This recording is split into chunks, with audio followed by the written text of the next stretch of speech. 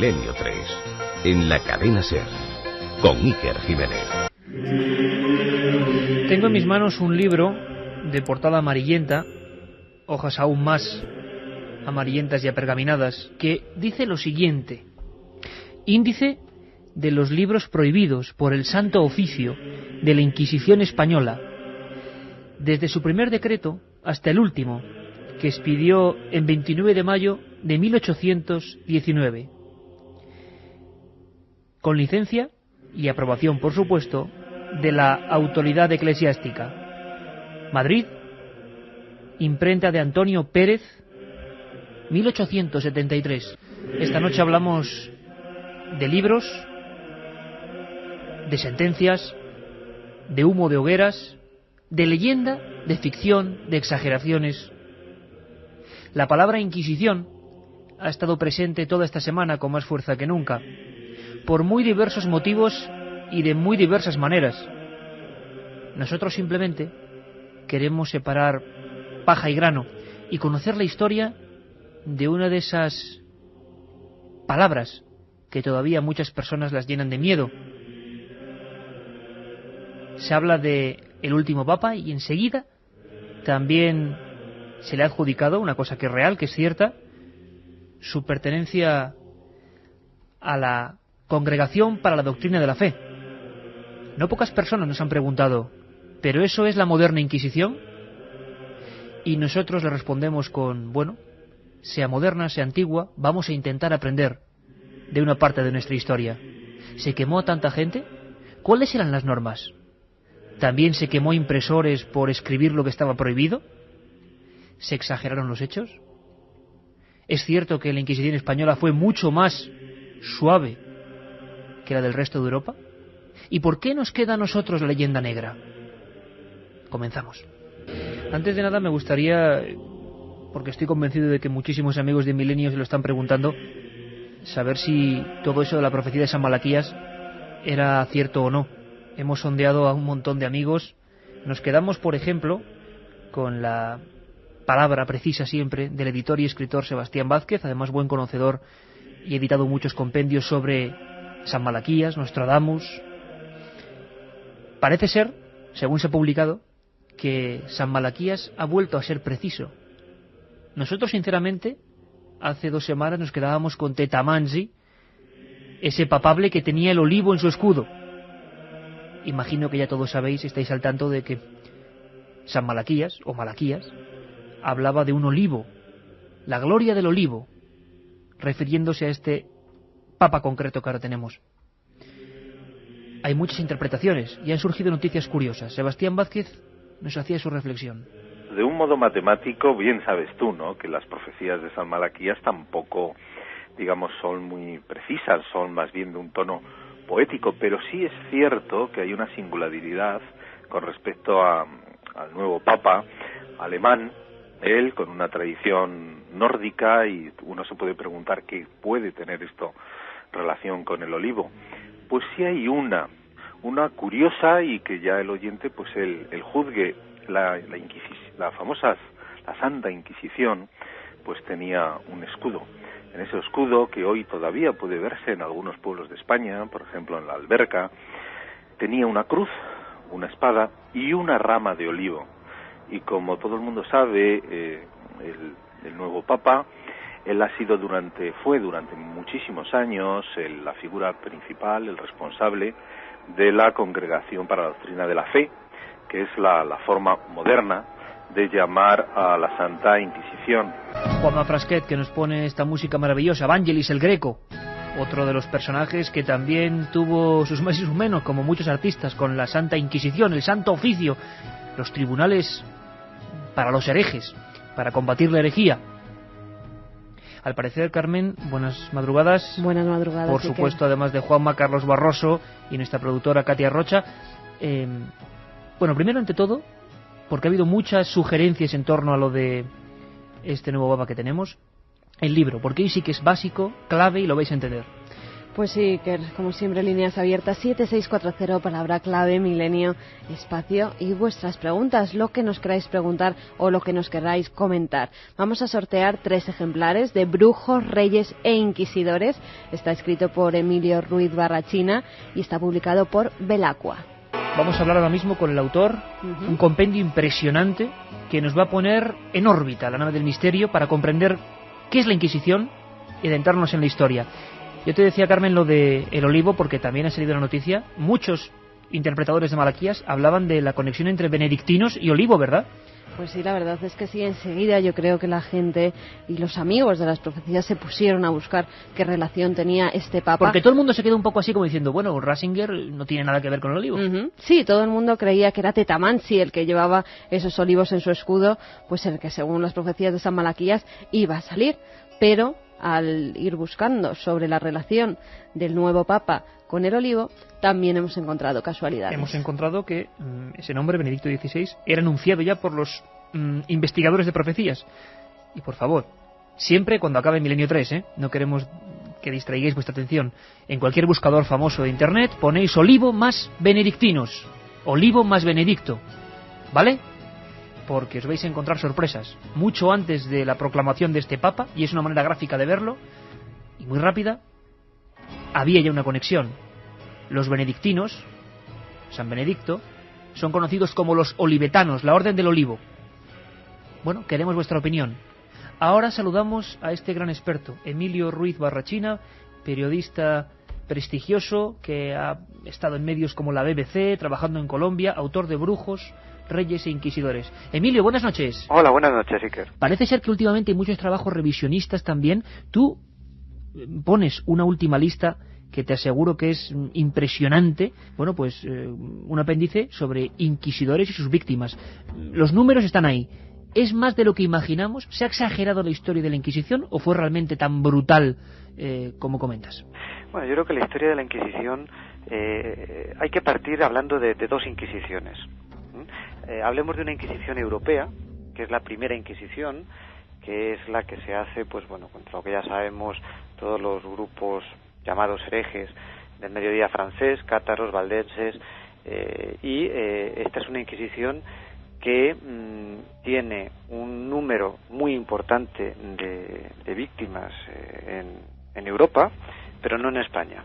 Efectivamente, como tú bien dices, al final del libro, bueno, pues podemos decir que estamos hablando, bueno, pues se estipula entre 300 y 500.000 personas que pasan por la hoguera.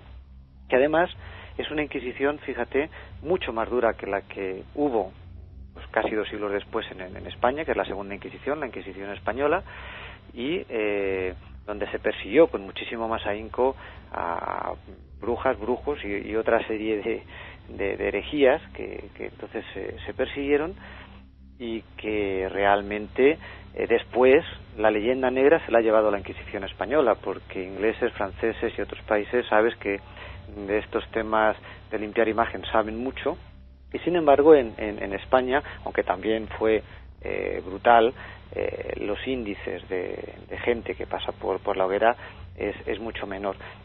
Digamos que en el centro de Europa es una época de la gran peste negra, grandes plagas, agusanamientos del ganado, pérdidas de cosechas, y evidentemente los señores feudales de aquel entonces venían prometiendo, bueno, pues mejoras, hacer acequias, riegos, cuestiones que evidentemente se iban dilatando y nunca se iban cumpliendo. En el momento en que se subleva pues una gran parte de la población, ya digo, sobre todo Croacia, Alemania, Suiza, bueno, pues es mucho más fácil decir esto ha sido la señora panadera que es bruja y es la que ha hecho un maleficio para que la población esté como está, entonces vamos a quemarla. Era mucho más fácil hacer eso que asumir responsabilidades. Fíjate, brujas en la mayoría, porque los hombres casi no son perseguidos. Se persigue la brujería sobre todo en la figura de la mujer, porque lo que podríamos considerar hoy en día brujos o magos, la mayoría, al contrario que las mujeres, están al servicio de muchos de los príncipes de la cristiandad.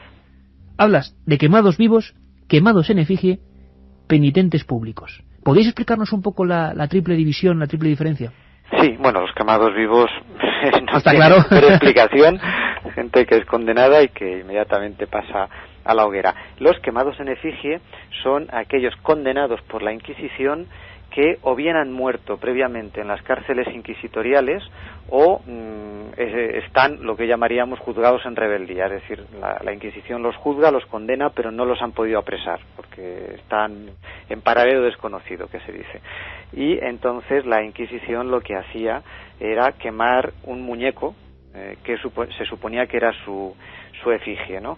La mayoría de ellos, en un 90%, era gente que no había podido soportar los procesos, el propio proceso, el propio juicio, y habían muerto antes de la sentencia. Si la sentencia era de muerte, entonces el cuerpo ya estaba enterrado, pero aún así quemaban un muñeco que representaba su efigie, porque no olvidemos que todos estos castigos que aplica la Inquisición, sobre todo, son castigos ejemplares para el pueblo que acudía en masa, como hoy se acude a un partido de fútbol, y bueno, y se vendían pues toda serie de recuerdos además, ¿no? Era un poco bueno, pues lo que se lo peleaban, sobre todo en España las ciudades se peleaban los autos de fe porque esto traía mucha riqueza a la ciudad donde se celebraba el acto de fe, y los penitentes públicos son los que salían en acto de fe con el San Andrés, con la coroza, con la vestimenta amarilla.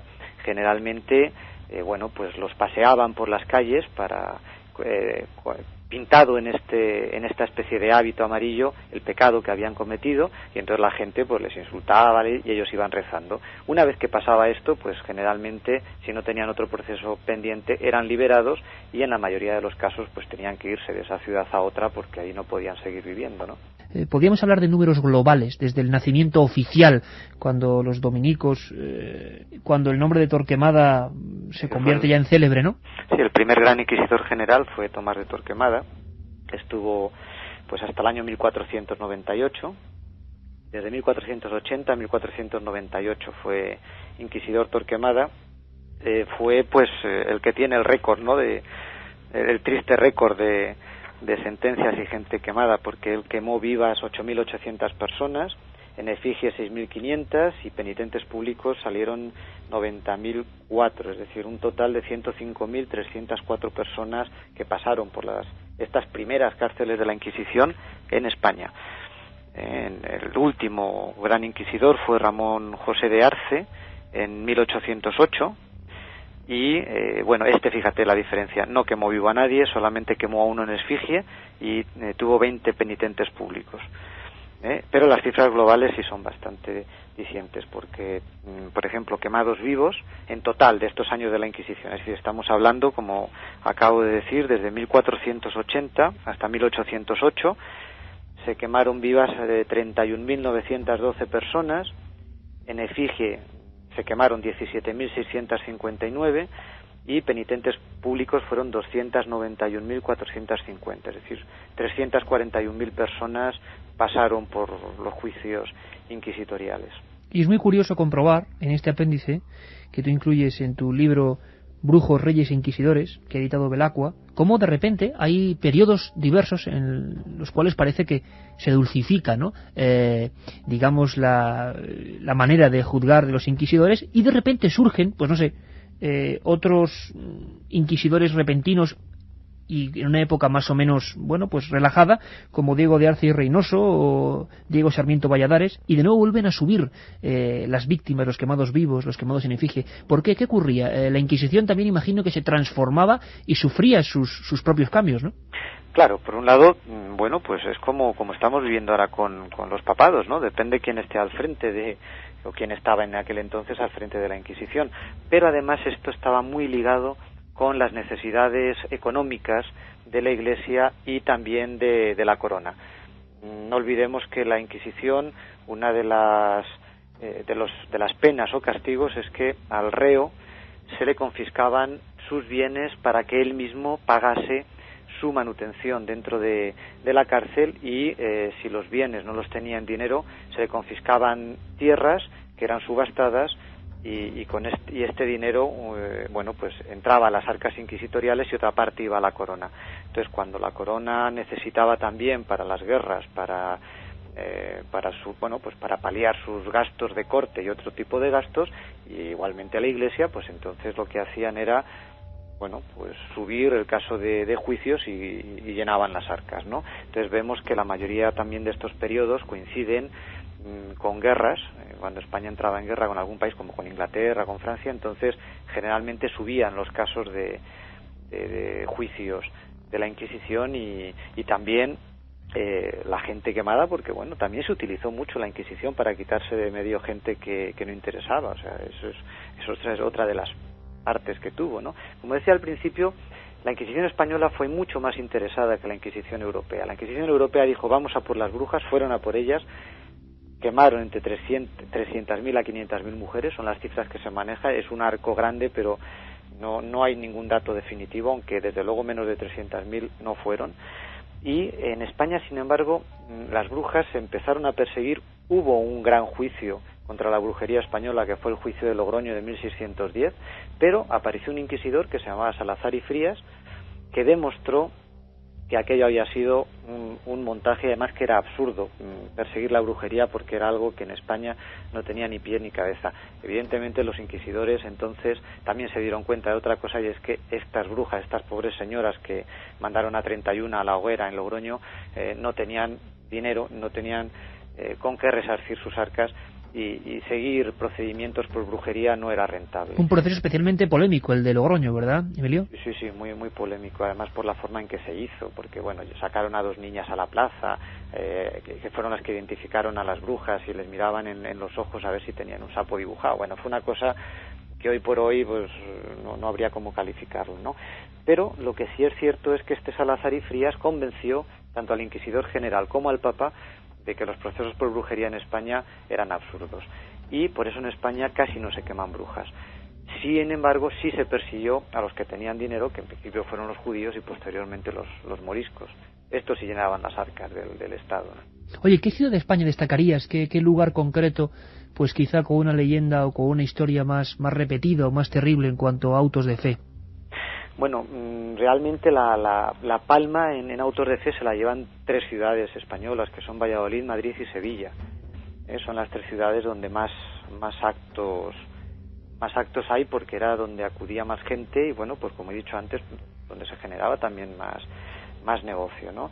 En España esto era de una seriedad absoluta, cuestión, por ejemplo, contraria a lo que pasó en Latinoamérica. En Latinoamérica, cuando llega la Inquisición, en el año también 1610, el mismo año que se celebra el juicio de Logroño, resulta que tienen que suspender el primer acto de fe en Cartagena de Indias porque la gente tiraba naranjas y frutas, y se lo tomaron de otra manera muy distinta, ¿no?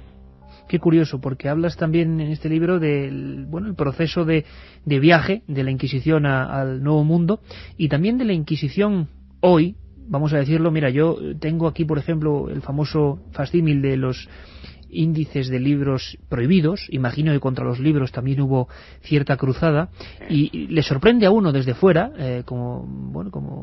no como experto en esta materia, ni mucho menos, que hasta el siglo XIX este mundo extraño que es el de la Inquisición estuviera vivo, ¿no? ¿Cómo fue la última época de la Inquisición? ¿Cómo tuvieron que, imagino que, aguantar su progresiva pérdida de peso, ¿no?, dentro de las decisiones eclesiásticas?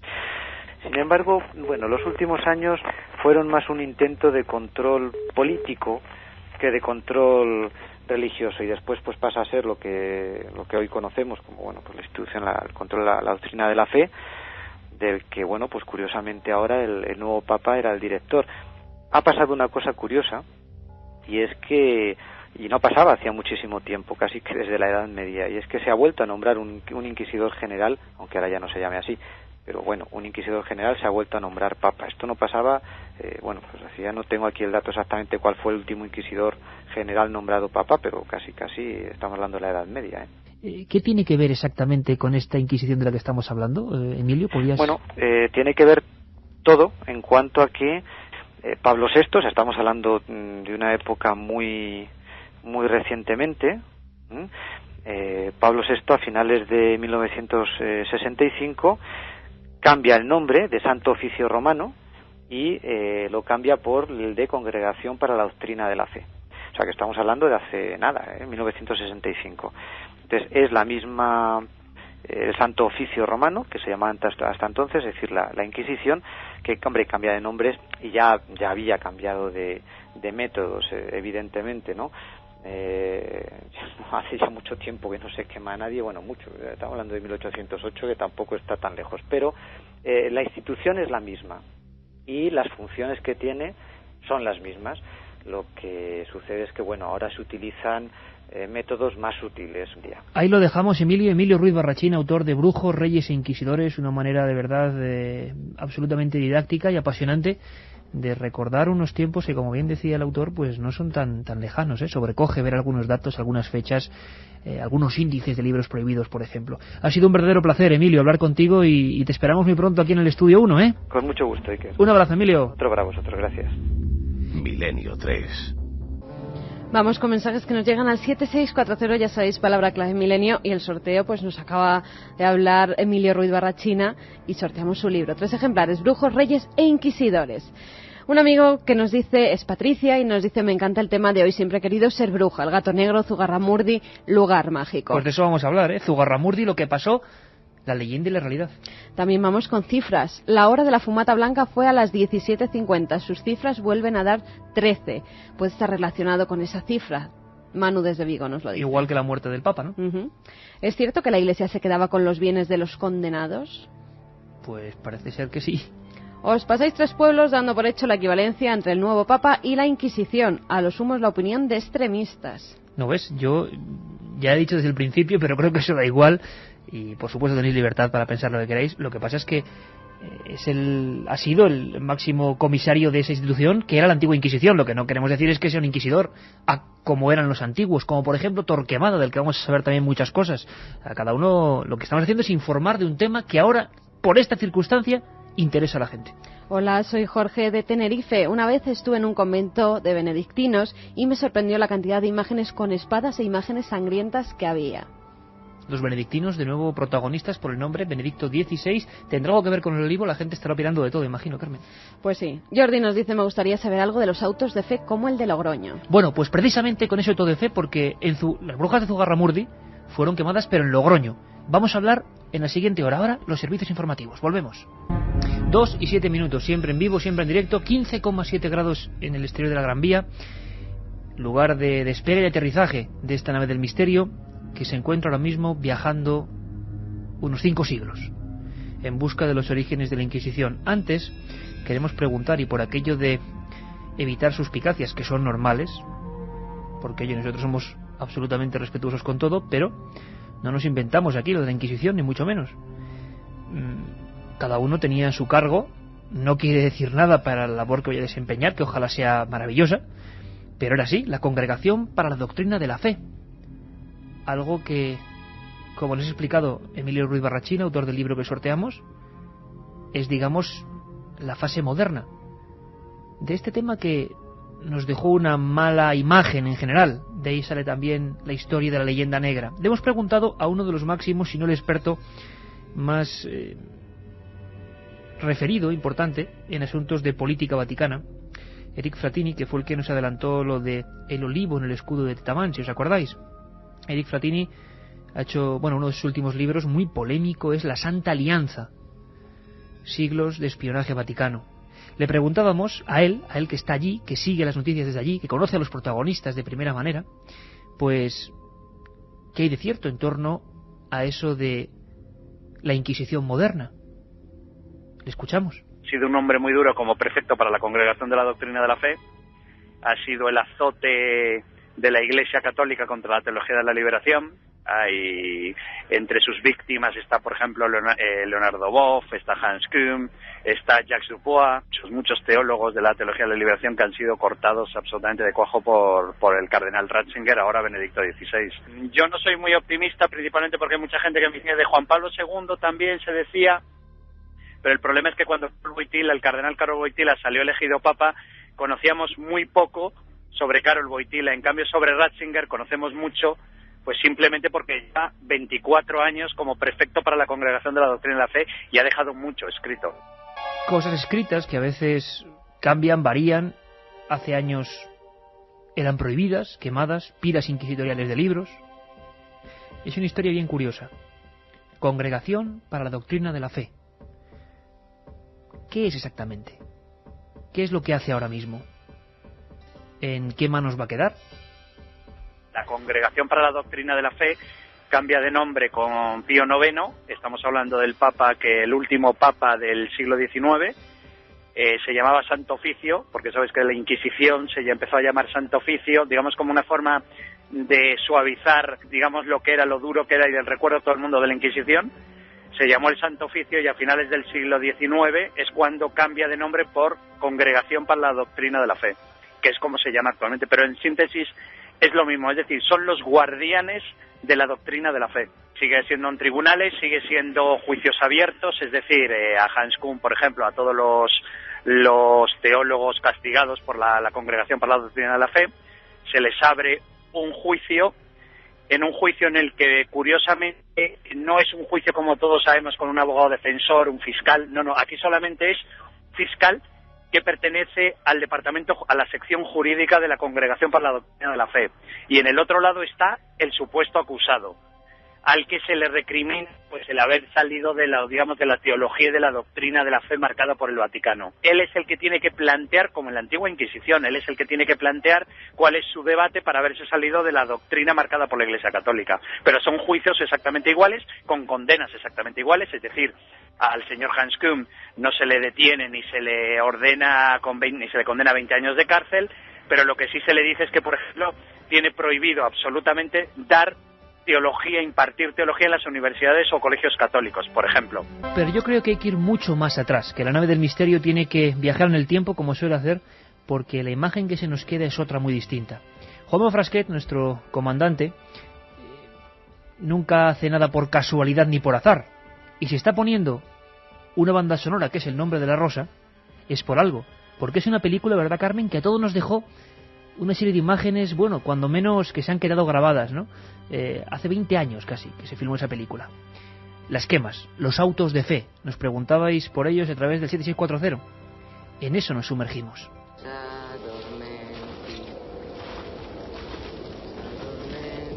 Tú, Remigio de Baragine, renuncias al diablo y aceptas a... ¿Para qué? Es preferible morir que pasar el resto de la vida en una prisión. El diablo al que renuncio eres tú, Bernardo Witt. ¿Renuncias al diablo y aceptas a Jesucristo como tu Señor y Salvador? I panieri non son le sporte e la vita non è l'amore.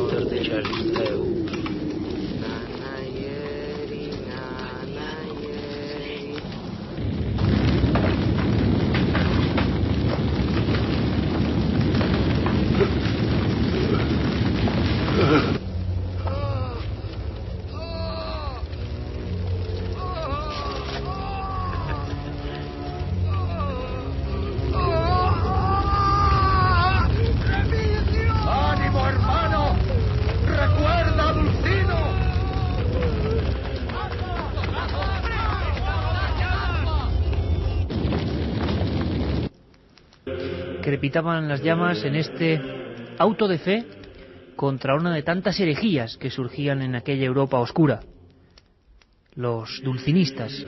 Pero estoy seguro que, así como Inquisición significa muchas cosas, aunque no conozcamos la verdad de su historia, o aunque sí la conozcamos, hay otro nombre que pugna en popularidad oscura: Torquemada. Tomás de Torquemada nació en Valladolid en 1420 e ingresó muy joven en la Orden de los Dominicos. En 1452 es nombrado prior del monasterio de Santa Cruz en Segovia y años más tarde, en 1474, comienza a ser confesor de los Reyes Católicos. Por recomendación de la reina Isabel, el Papa Sixto IV lo designó primer inquisidor general de Castilla en 1483 y 4 años más tarde fue nombrado Gran Inquisidor para toda España por el Papa Inocencio VIII. redactó las primeras instrucciones que servirían de base al desarrollo institucional del Santo Oficio, le imprimió su carácter estatal y corrigió los abusos de los tribunales, revocando los nombramientos de algunos inquisidores indignos y moderando el rigor de otros. Su profunda religiosidad y celo católico le llevó a pensar que los no católicos y los falsos conversos eran capaces de destruir a la Iglesia y al país, por lo que utilizó la Inquisición durante los 11 años siguientes para investigar y castigar a los que denominaban marranos, que eran falsos conversos procedentes del judaísmo, musulmanes y apóstatas. Utilizaba la tortura para conseguir declaraciones y pruebas, persiguiendo un amplio abanico de delitos que incluían la herejía, la brujería, la bigamia o la usura. Cerca de 8.000 personas fueron quemadas en la hoguera durante el mandato de Torquemada y otras 25.000 fueron procesadas. También apoyó en 1492 la expulsión de los judíos que no aceptaran convertirse al cristianismo y de los moriscos de España. Sus últimos años de vida los pasó en el convento de Santo Tomás de Ávila, que él mismo había fundado. Allí moriría en 1498. Carmina Burana, esta música digna de monasterio, nos imaginamos esa larga agonía de Tomás de Torquemada. Luego hubo muchísimos inquisidores, ninguno quizá tan sangriento o tan determinante para el auto de fe. Pero también hay que decir que ninguno alcanzó su fama. Fue el primero y el que nos ha quedado a todos en la mente: Torquemada. Autos de fe, interrogatorios, torturas, tribunales inquisitoriales. Hemos recuperado de algunos manuscritos originales lo que eran las penas que se imponían y sobre todo lo que acarreaba más peligro para la gente normal y corriente. Las causas por las que uno podía acabar delante de esa pira llameante. Venganzas, envidias, celos, acusaciones falsas por otros muchos motivos. ¿Cuántos inocentes acabaron en mitad de la plaza ante miles de personas con los ojos fijos en aquel madero? Se solía llevar al reo con una especie de hopa oscura y con esa cruz que nos comentaba antes Emilio Cruz Barrachina, amarilla, el San Benito. Escuchamos a nuestra voz a Carlos Barroso sobrecogiéndose con lo que eran los edictos por los que la gente podía acabar ante el fuego purificador. Queda establecido también el nombramiento por parte de cada obispo de uno o varios sacerdotes responsables de investigar y descubrir a los herejes entre la población. Todos los fieles de cualquier parroquia deberían ayudar en esta tarea de búsqueda, bajo la amenaza de que quien no lo hiciera sería considerado sospechoso de herejía. Los reconciliados llevarían pintadas 2 cruces sobre pecho y espalda, y serían despojados de sus bienes. Los herejes estarían automáticamente excomulgados. Los condenados serían entregados al brazo secular. Los hijos y nietos de los herejes, así como sus cómplices, quedarían privados de ejercer cualquier cargo público y exentos de los beneficios ofrecidos por el Estado. Cuentan que en Monsegur, pleno siglo XIII, los cátaros fueron aniquilados de una manera sangrante. Los papas en este caso fueron inmisericordes. Cuentan las crónicas, no sabemos si exageradas o no, que aquellos hombres puros, herejes, escindidos de lo que se consideraba la raíz natural del catolicismo, prefirieron acabar, hombres, mujeres y niños, ante el fuego, antes de cambiar sus hábitos y cambiar su fe. Esas mismas crónicas nos cuentan que muchos de ellos, ante el espanto de los propios inquisidores, viendo la gran pira en el campo dels cremats, campo de los quemados de Monsegur, fueron lanzando una serie de proclamas, extraños cánticos que parecían hechos en lengua desconocida por completo para aquellos emisarios del Santo Oficio, y lentamente, alzando sus manos, sin que nadie tuviera ni siquiera que ponerles las sogas o correajes a cada palo inquisitorial, fueron como quien se mete en el mar, sumergiéndose en el núcleo de las llamas. Así murieron más de 200 personas. Aquella primitiva Inquisición europea que era como un martillo que azotaba a las brujas y herejes, fundada por Inocencio III, hacia 1204, no tiene mucho que ver con lo que viene después, ya en tiempo de los Reyes Católicos, y que se instaura como auténtica Inquisición española, ante una serie de problemas importantes, de cruce de culturas que parece ser, por lo que vemos en la historia y los legajos, que nunca llegó a ser tal, que siempre había problemas. ¿Cómo actuaba la Inquisición? ¿Cómo hacía para espiar, para saber quién estaba fallando a su decreto? Sobre eso se ha escrito mucho. Formas de actuación, Carmen, de la Inquisición, pero en España. Una Inquisición distinta, diferente a las demás. Pues sí, que la Inquisición utilizaba todo tipo de métodos para dar con aquellas personas que se suponía podían afectar a la Iglesia de alguna manera. Usaban a los familiares, a los presos para que denunciaran a sus cómplices y a los propios comisarios que se ocupaban de que se cumplieran las normas en las diferentes poblaciones españolas.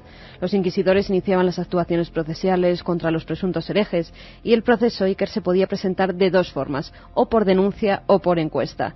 La primera se daba cuando alguien había denunciado a un sospechoso. Se le tomaba declaración bajo juramento y en presencia de dos testigos ante el notario del tribunal. Después se pedía al testigo que jurase guardar secreto y se le preguntaba si existían otras personas que hubiesen sido testigos de los mismos hechos. Si la respuesta era positiva, se les citaba para interrogarlos.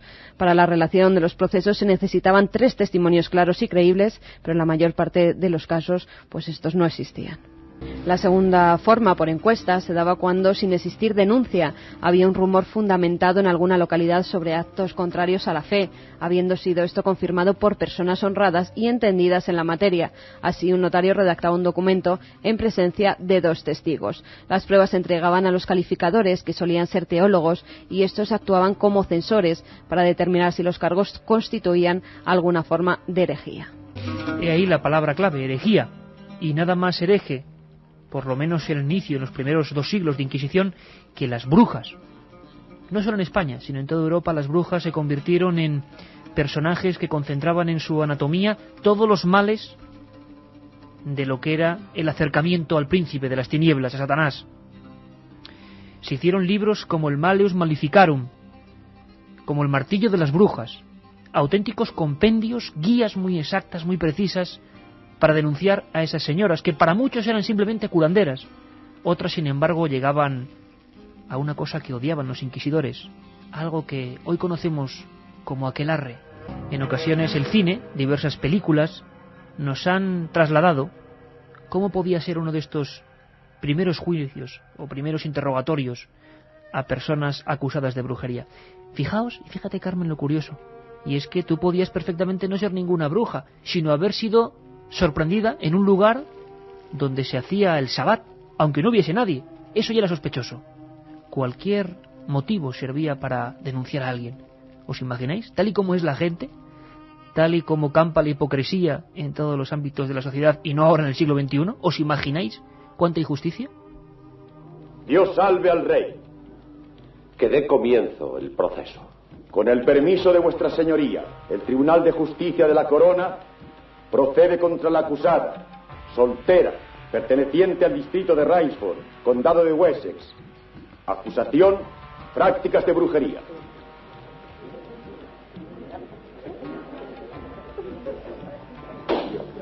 ¡Silencio!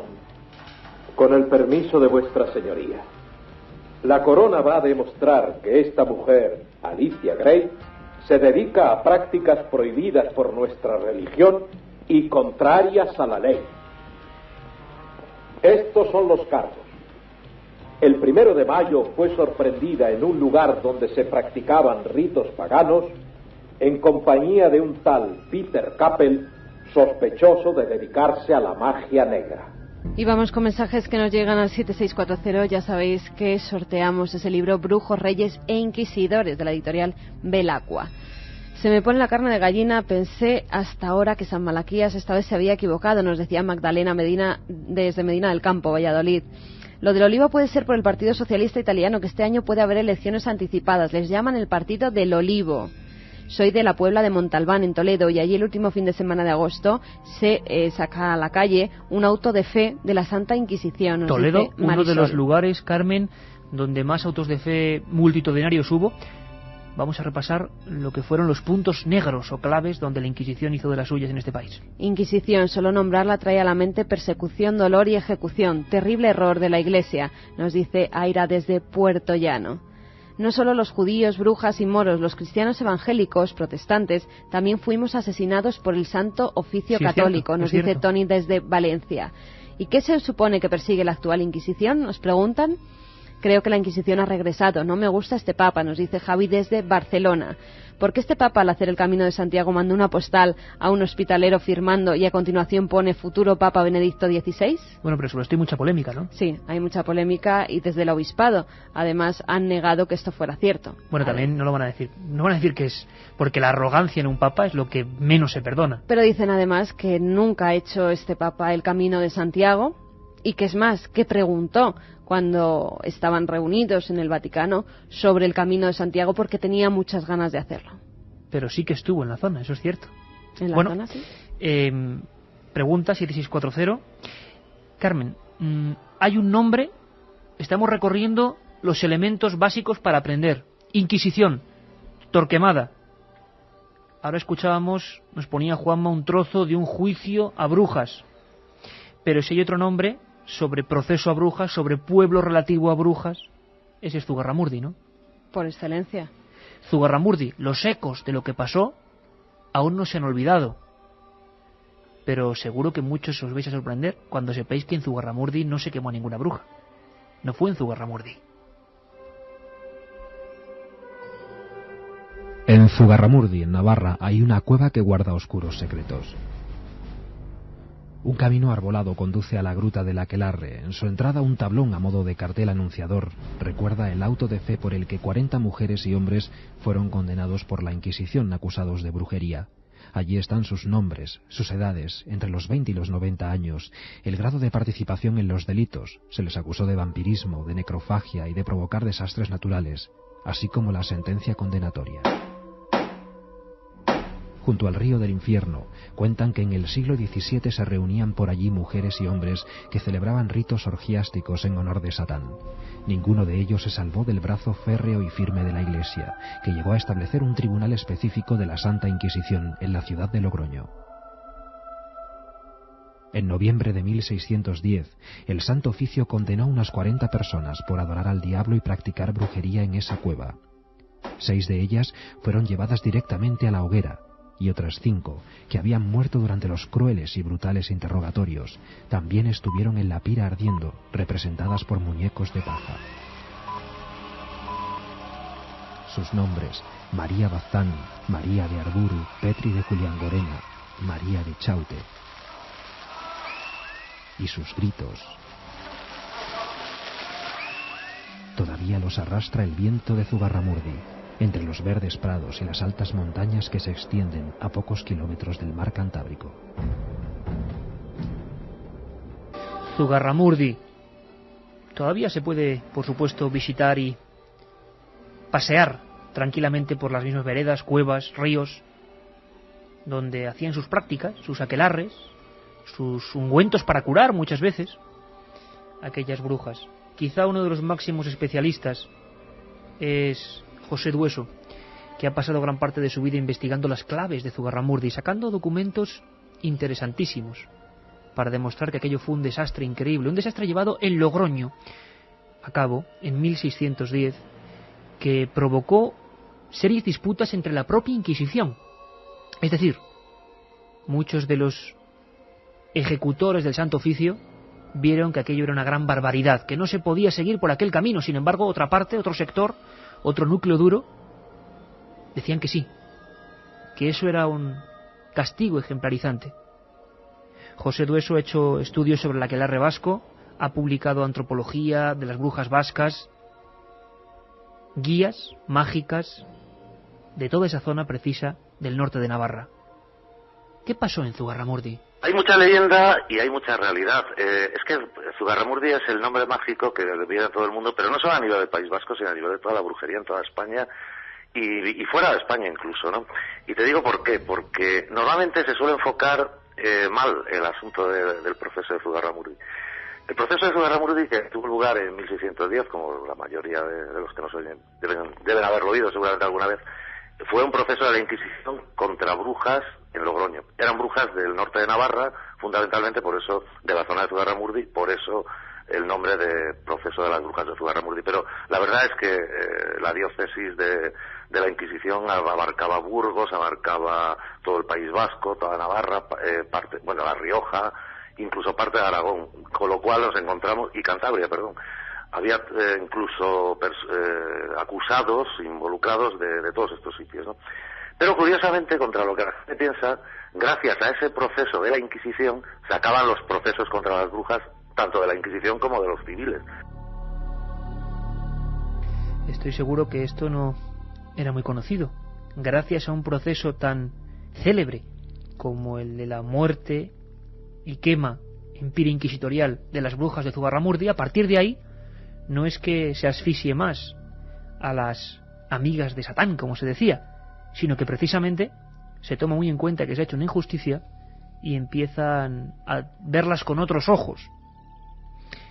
José Dueso nos incide aún más en esa historia y nos enseña la pequeña biografía del inquisidor que no era Torquemada, no fue tan célebre, Salgar y Frías, que realmente se enfrentó al propio sistema de la Inquisición y dijo que lo que se había provocado era una auténtica matanza sin sentido. La mayoría de los procesos gordos, digamos, que había habido hasta entonces no habían sido de la Inquisición, en el caso de la brujería exclusivamente me refiero, sino de tribunales civiles, pues los concejos de los ayuntamientos, los representantes del rey, corregidores, etcétera. Bueno, todo lo que era la justicia civil, pues en aquel momento. Y culmina, todo esto históricamente viene a culminar con el proceso de Zugarramurdi, porque después de la quema de unos cuantos acusados, incluso algunos de ellos en efigie, o sea, ya habían muerto durante el proceso, pero se les quemaba igualmente a través de un monigote, ¿no? Bueno, el asunto es que una vez ya concluido el auto de ese famoso y demás, los tres inquisidores que habían llevado el caso se replantean que aquello había sido un disparate. Y entonces, concretamente, pues Alonso de Salazar y Frías, que fue uno de los tres inquisidores, fue el que más a pecho se lo tomó, ¿no? y escribió una serie de artículos, investigó, y bueno, y hasta el punto de que luego se recorrió otra vez pues todos los sitios de donde había procedido gente que había sido condenada, y se les restituyó todos sus bienes, se le quitaron los sanbenitos, se les perdonó y se reconcilió, y la conclusión final que se sacó es que todo había sido un error del demonio. El demonio les había engañado a los inquisidores y bueno, habían creído cosas que eran imposibles de creer, como los vuelos, los coitos diabólicos, comerse niños, bueno, todos los disparates que rodean a la brujería y que en el fondo no son más que leyendas inventadas por los propios jueces contra la brujería, ¿no? Comerse niños, vuelos, alteración en la mente de otras personas. Sí, todo eso se propuso en la denuncia a las brujas de Zugarramurdi y otras que hubo después en focos mucho más concretos. Carlos Barroso, nuestro compañero, incluso ha leído directamente el legajo de las acusaciones. Esto se tuvo que leer delante de las hogueras con aquellas mujeres. Es sencillamente sobrecogedor. 1610. Renegar de Dios, maldecir de Dios y blasfemar, hacer homenaje al demonio adorándolo y sacrificando en su honor, ofrecerle los hijos, matarlos antes de bautizarlos, consagrarlos a Satanás en el vientre de sus madres, propagar la secta, jurar en nombre del diablo como muestra de honor,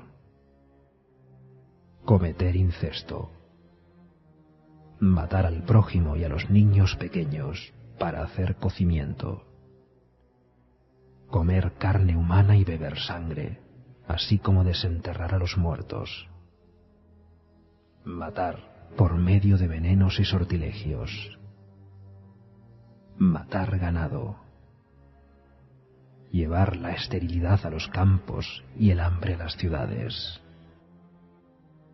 tener cópula carnal con el diablo. Gritos espantosos retumbaban en celdas, en monasterios. Algo famoso también es el interrogatorio en sí.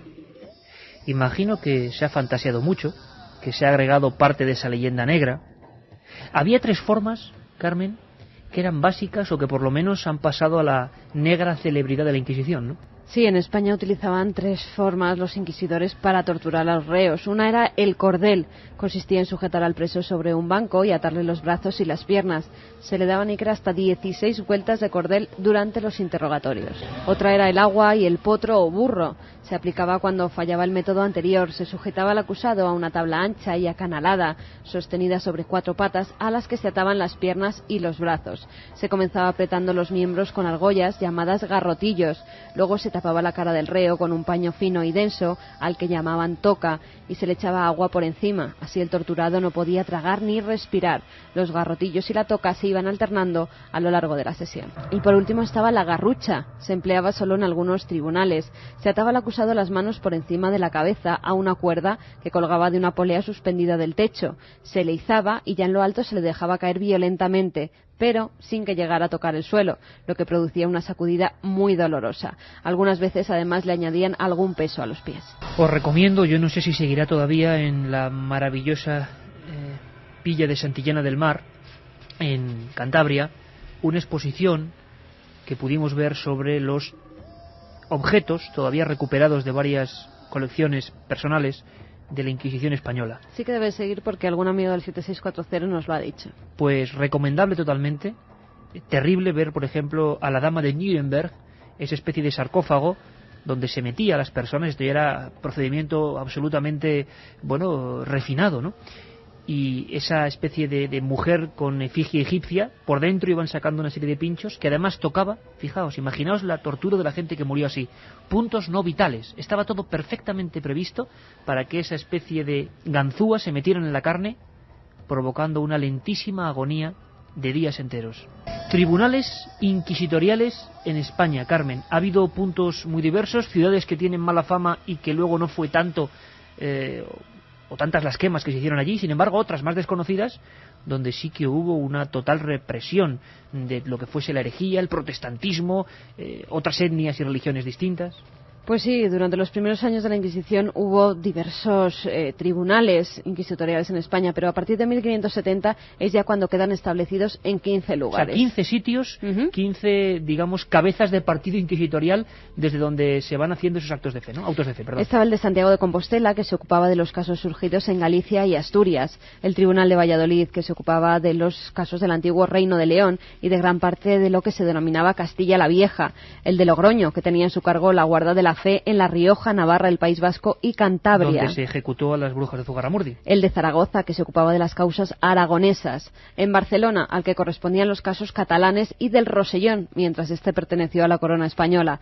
Valencia, con las causas del Reino de Valencia. Cuenca, que se ocupaba de los problemas que se generaban en La Mancha y en la Alcarria. El Tribunal de Madrid, que tenía en su territorio la sede de la Suprema y abarcaba las provincias de Madrid, Toledo y Ciudad Real. También se llamó Tribunal de Corte y su sede estuvo repartida con Toledo.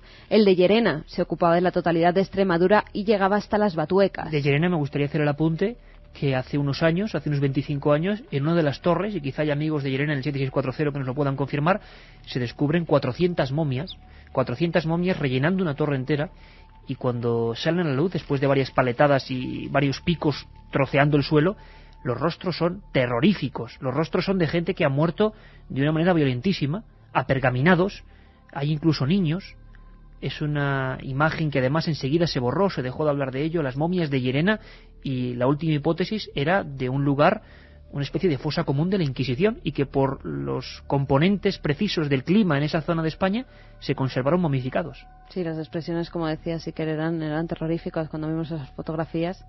En fin, otro de los tribunales que tuvo mucha fama fue el de Sevilla, que se ocupaba de los cargos surgidos en esta provincia, además de Cádiz y Huelva. El de Granada se hacía cargo de los de Málaga y Almería también. El Tribunal de Murcia abarcaba una parte de Alicante y la totalidad de Albacete y Murcia. El de Mallorca con los asuntos baleares y, por último, el de Las Palmas, que se ocupaba de todos los problemas canarios. O sea que no solamente era Sevilla, Madrid, Toledo, Valencia, sino que en toda España había una red perfectamente establecida. Y muchos de los enemigos de la Inquisición no solo fueron las personas, por muy rocambolescas ideas que tuviesen, sino objetos, sobre todo libros. Ahora hablamos de eso. Milenio 3.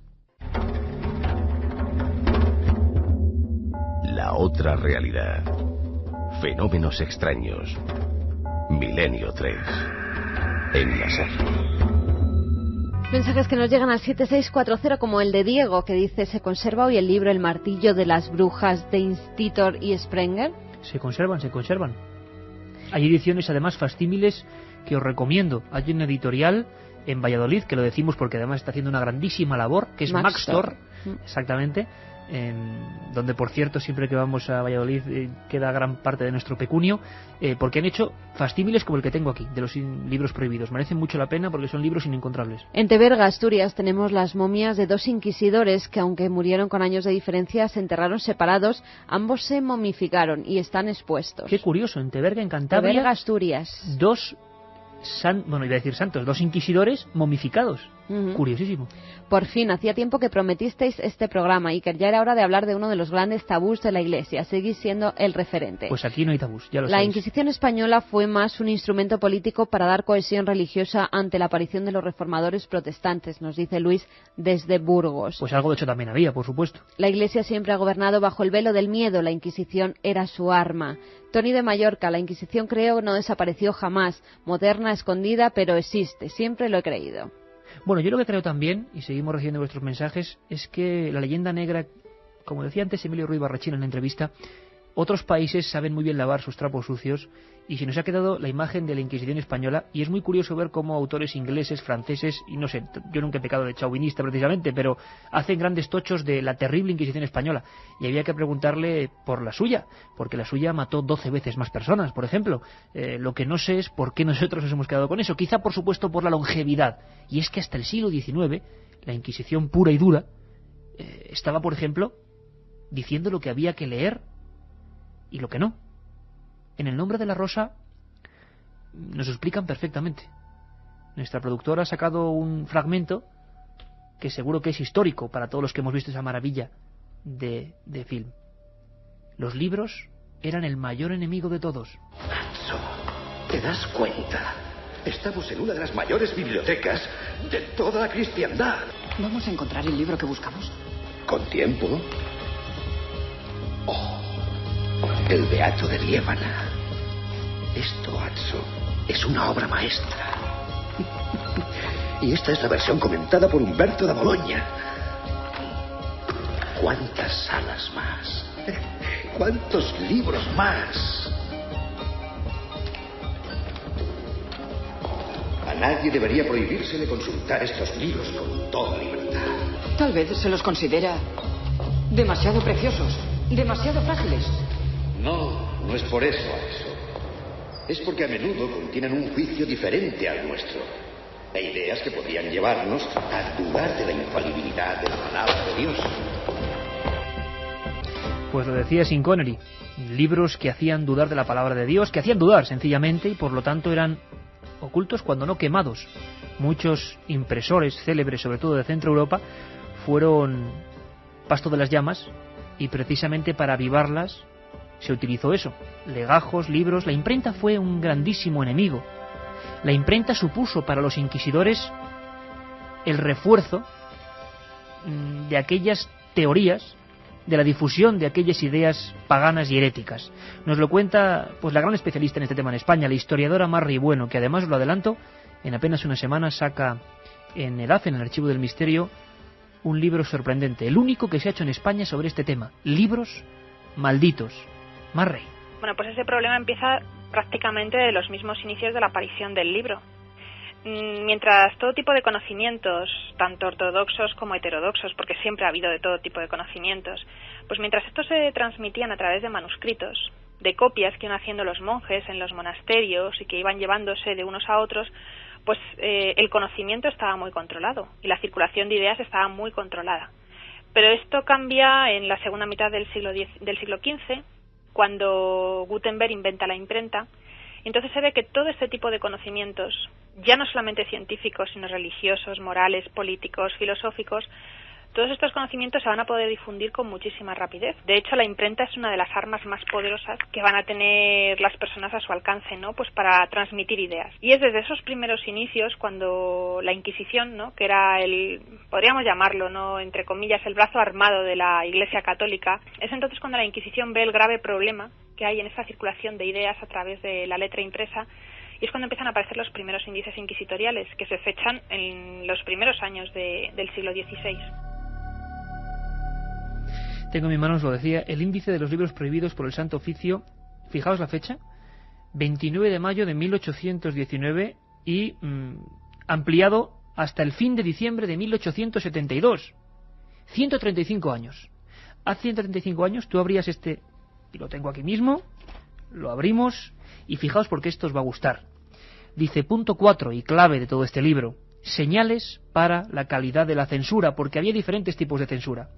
Y dice, aquellos autores cuyos libros están todos prohibidos, se señalan poniendo una estrellita, una especie de asterisco, con esta señal.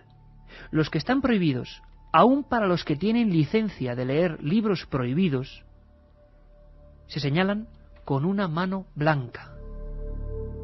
O sea, que había libros que ni siquiera los que se encargaban de leerlos para saber qué había de prohibición y qué de permisividad, pues no podían ni siquiera aproximarse. Auténticos libros malditos. Algunos de temas muy concretos, muy especiales. Temas que eran, como digo, el gran enemigo.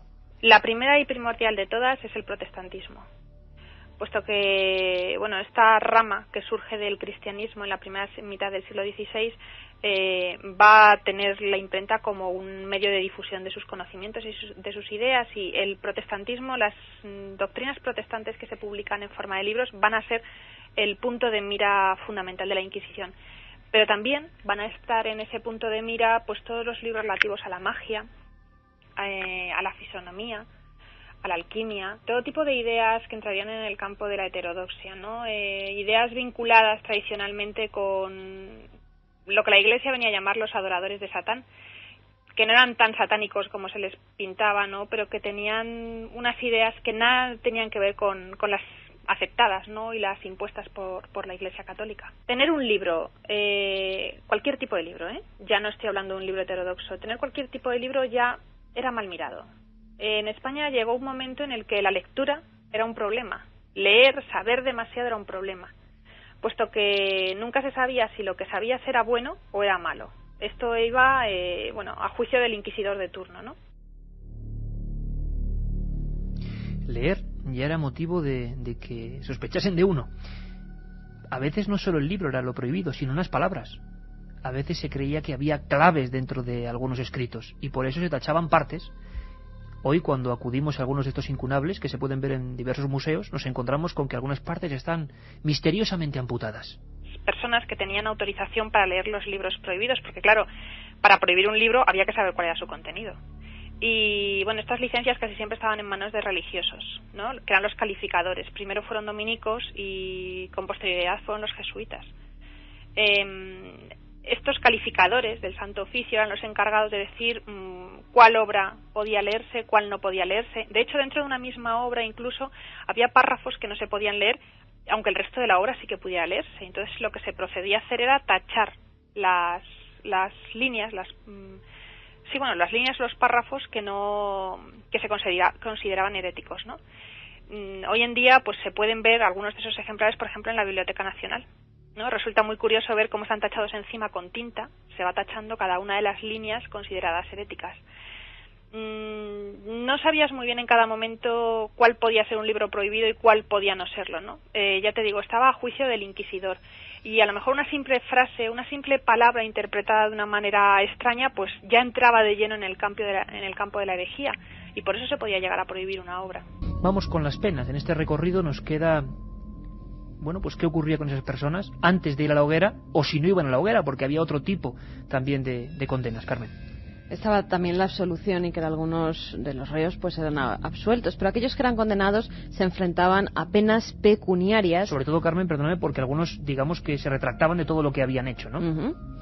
penas pecuniarias, que era confiscar todos los bienes del procesado. Luego estaban las penas privativas de la libertad. Las celdas eran de diferentes tipos y a ellas se enviaban los procesados según la gravedad de sus delitos. Las más agradables se asignaban a los sospechosos de haber cometido faltas leves, mientras que las más lóbregas se reservaban para los casos más graves. Los condenados por faltas graves además eran recluidos en celdas del tribunal. Estaba también la pena de muerte. Era reservada para los reos cuyos delitos hubiesen sido probados en forma contundente. Y no siempre en la hoguera, ¿no? Sino que también garrote vil, se utilizaban otras formas de matar. La hoguera era como la más denigrante. Y aquellas personas que eran pues de alta alcurnia y se había visto que eran culpables, primero se les daba garrote y luego se les quemaba. Era como un acto pues mejor, para que no murieran quemados. Sí, no sufrían tanto, ¿no? Primero garrote y después a la hoguera. Había otras penas que hemos comentado, como el San Benito, que era esa túnica o escapulario de color amarillento con una cruz roja sobre el pecho y la espalda que debían llevar puesta durante un tiempo determinado. La flagelación pública, el reo salía montado en un asno, llevando de la cintura para arriba solamente la camisa, con un dogal en el cuello y mordaza, y recibiendo en el trayecto la cantidad de azotes dispuestos en la sentencia. El destierro, según la gravedad, podía ser expulsado de la corte, de la ciudad, de la región, de la provincia o del virreinato, y luego también existían sanciones espirituales, como guardar ayunos, peregrinaciones, rezar oraciones, acudir a misa en calidad de penitente, en fin. Un amplio abanico de penas de la Inquisición española. Números que sobrecogen. Empieza este ritual de muerte en 1480. Tomás de Torquemada quemó vivas a 8.800 personas. En efigie, lo que eran muñecos que representaban al reo, 6.500. Penitentes públicos, 90.004. Le siguió Diego Deza, que llevó a la hoguera a 1.664 personas. Francisco Jiménez de Cisneros, 2.536. Sería larguísimo el periplo de estos inquisidores. El último, fijaos que cerca en el tiempo, es José Ramón de Arce, 1.808. Quemados vivos, 0. Quemados en efigie, 1. Penitentes públicos, 20. Los números totales de la Inquisición en España, los números precisos y no la leyenda, son 31.912 quemados vivos, 17.659 quemados en efigie, 291.450 penitentes públicos. Como decía antes el autor de este estudio, Emilio Ruiz Barrachina, 340.000 personas frente a los tribunales del Santo Oficio. Y por aquí, que no viene de Torquemada ni mucho menos, Katia Rocha, buenas noches. Hombre, faltaría más. Torquemada no, es un poco brujilla. Pero no, yo soy una santa. Podía estar al otro lado, ¿no?, del tribunal. A mí a la puerta de la radio me aclaman como santa. Bueno, los ganadores. Carlos de Alcoy nos dice: la Inquisición hoy también existe, con otro nombre. Se limitan el avance de las mujeres, el uso de preservativos, el matrimonio homosexuales. Hay gustos para todos, unos a favor y otros en contra. Como debe ser, y que cada uno opine. Nosotros simplemente ponemos la historia. Esto también lo decimos Carmen y yo. Por fin has hecho un programa de los muchos que prometes. Gracias. Milenio más días. Y luego el último ¿Cómo es ganador. eso? Y ha salido ganadora. Sí, Lola de Jaén. Claro que sí, como debe ser. Lola. Claro que sí, hombre. Hasta todo lo elige la máquina. Siempre no yo. prometo, pero aunque sea después de 3 temporadas, el programa llega. Puede tardar mucho, pero llega, amigos. Y bueno, por último, Juan de Madrid nos dice: Milenios, ¿comulgará Benedicto XVI a los lectores del Código da Vinci? Bueno, muy curiosa, Katia, esa pregunta, porque precisamente la Iglesia en general decía que no se podía leer el Código da Vinci, cosa que ojalá lo hicieran con alguno de nuestros libros, porque entonces iban a multiplicar las ventas sin duda alguna. Es la mejor promoción que se puede hacer. Pero quitando bromas, por supuesto que el tema es muy serio, muchísima gente ha muerto, pero yo sigo insistiendo en lo mismo, en que la leyenda negra no es... Sí que es grande, pero los muertos son mucho mayores, los números y las cifras, en otros países. Pili desde Burgos nos dice: si hoy viviese Torquemada nos quemaría a todos los que oímos Milenio 3. Eso y vosotros seguro. Tampoco os libraríais. Y tú, el libro que vas a sacar dentro de poco, que se llama La Iglesia y sus demonios, sí, que es la primera vez que se dice esto, sí, La Iglesia y sus demonios, que es aterrador, ese iría a la pira el primero de todos. Pero Benedicto XVI no habla castellano ni lo comprende, ¿no? Pues que lo lee perfectamente. Pues nada, le mandaremos un ejemplar. La matanza albigense de los cátaros fue porque la Iglesia los creía en poder de algo que podía destruirlos, nos dice María desde Alicante. Bueno, el Grial, y os advierto, no os perdéis el programa del domingo, porque vamos a hablar del Grial, vamos a hablar de María Magdalena, y vamos a hablar de unas tablas, de unas pinturas realmente curiosas, aparecidas en España, con el autor del descubrimiento. Parece que es María Magdalena embarazada, ¿no? Así de claro. Y puede dar una serie de conjeturas amplísimas por la historia del Código da Vinci. Hay un mensaje de Paco de Madrid que dice que si es verdad que hay libros forrados con piel humana, que él le suena haber visto alguno. Bueno. Sí, bueno, hay sobre todo leyendas, ¿no? Pero hay 2 libros que parece que sí. Y luego, quizá como conclusión del programa, hay un oyente que nos dice: Juan Pablo II pidió perdón por la Inquisición. ¿Por qué lo hizo si no la desmanteló? Y encima tenía de mano derecha al gran inquisidor. Ya vemos que el tema está, bueno, pues en ebullición con este asunto. Lo dejamos porque tienen que venir muchos más programas, entre ellos el de nuestra compañera Mara Torres. Volvemos el domingo con ese tema apasionante, no os lo podéis perder. Por cierto, que vamos a Miranda de Ebro dentro de poquito, en junio, principios de junio. Un abrazo.